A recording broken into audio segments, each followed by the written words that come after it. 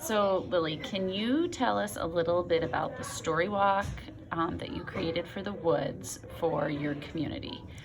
What were some of the things you had to start with and consider when you first were approached with this project? So we were first approached with it, and Mr. Bizon and Mrs. Crossman said, "Do you guys want to do this?" And we all said yes. So then we went out into the woods after we read the book, and we looked at all the places in our woods that we could relate to the book with. And we took pictures and we wrote down information on the iPads, and we came back in and we just discussed all the information, and we spread out each page and we said, okay, so how does our woods relate to this part of the book, and how does our woods relate to this part, so that we could all figure out what relates to what and not just put information down. And did you ever have to consider your audience when building this book? Yes, we made infographics to go with the book so that there was information, and we made two. We split the sides of the book, and on one side we had little kids, so we had to find basic information about our woods that younger kids could understand, including the vocabulary. And then we researched for older kids, which was more complex stuff, and then we put that on the other side of the page. Okay, so you sound like you went out and you gathered all your information first and you saw how the pages in the book might connect with our woods, and then you considered your audience when building and knowing what information to put in the book. But I'm wondering is, once you decided your audience and the information that would be good, how did you find out facts? Like, how did you get your information that would go into, I think you said, an infographic? So first we went online and we researched anything about the Lake George Adirondacks woods, and if we were left short with the information that we couldn't find anything, we contacted people. And some people were actually in the school that we had to contact because they knew some information about what we could say. And then we also had to email weathermen and other people so that we could find out weather and stuff in our area so that we could put that in the book. Awesome.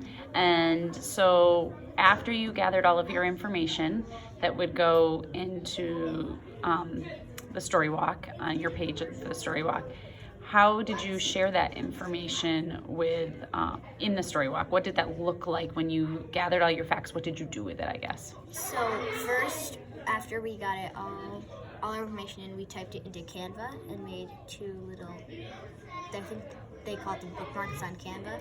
They're about this long, and we typed them all up, and then Ms. Crossman and Mr. Bizon checked for our spelling errors and stuff, and once we got that all typed out and ready, we printed them, and then we stuck them on a piece of paper, which the book was in the middle of the paper, and then we had younger kids on one side and older kids on the other side, so that it was consistent throughout the whole book. Yes. So what you're saying is you created like an infographic that went on the sides. Yes. So in the center of the book was the page of the book that you were working on, and then on the side was your infographics. One had the younger kids infographic on one side, and on the other side you had the older kids infographic, and your information about the connection with the woods and the story was in that infographic. Yes. Awesome. All right, so you have all your pages, you've put them together, and so each group in the class did a different page. Each group had two pages too that they were in charge of doing. Awesome. And once they were in the book, or once they were all laid out with the infographics and the page in the center, what happened next? What did you do with those? So next we had to figure out something that would keep them alive and working through many years because of the weather that we have here. So we went online and we looked it up, and we found some plexiglass that we thought would work. So we contacted Mr. Conway, and he ordered that for us. And then Mr. Sleddy and Mr. Bizon worked after school and put them together. And they found out a great way to put them together. So before they put them together, we all stained them so that they had the right color that we wanted. And then they were all put together.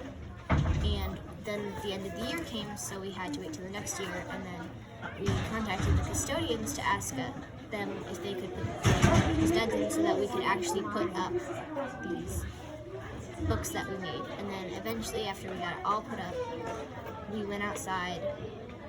Me and Oscar and a couple of younger kids helped us out, actually, and we put up all of the pages, and then on our Fall Festival night, we did a ribbon cutting, and everyone got to walk through and see our story walk. When you say everyone, who is everyone? Everyone is parents that wanted to come, and any other part of the community that came, and we had, I think, some Board of Education people and some PTSO people came. Yes. So it sounds like you had your first ribbon cutting, you had your first group of people go through.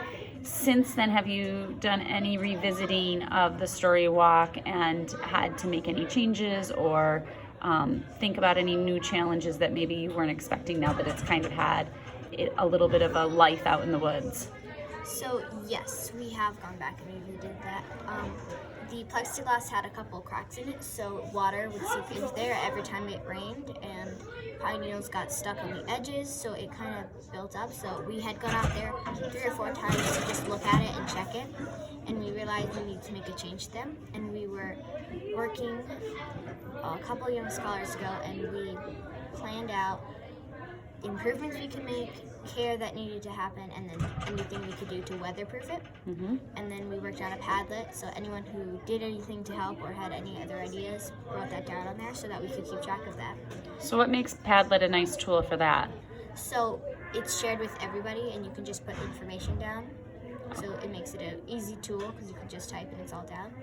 And then a couple weeks ago, one of our stories actually fell off when a tree fell down on it. So we had to bring that one back in and fix it up and then put it back out. So it's going back out there soon. Nice. So what did you learn about this whole process you went through? It sounds like there was a lot of brainstorming, trying things, giving it a shot, seeing how it went, and then going back to the drawing boards, reflecting, and seeing what you could do to improve things. How was that process for you? So it was quite interesting because we were so excited it was all done and it was going up, and then we realized it was leaking, and it got a little frustrating at some points because we didn't know what to do to fix it. But now we're getting closer to an idea that could fix it, and we have some kids that think that they have a perfect idea that can fix it, and we're really hoping to try that out soon. Yes. So what have you learned about new challenges? Like if you were going to take what you've learned from this and apply it to life, like what have you learned about the process of creating something?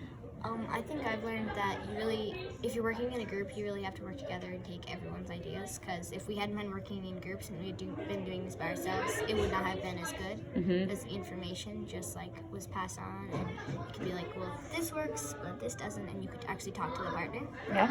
And then also I kind of learned that you can't always throw something up there really quickly, because as we know, the plexiglass had some cracks in it. So I think if we spent a little more time brainstorming, researching, then we could have had that up and it could have stayed up. So Yeah. So do you think there's a definite process to learning or doing things? So when you're creating and designing, is there a process that you kind of go through? yes. So what would that process be for you? So first we're wondering about what we're doing, and then we're finding our information, and then we're going back and editing and seeing what's good after we put it all down, after we're done with the research, and then we're sharing it with the world. Awesome. And then are you done after you share? Because you guys sounded like you Not shared your book, usually. your story walk. Usually if you share it and then something happens, you go back to the beginning and you go again around the circle. Yep, that's it. Good.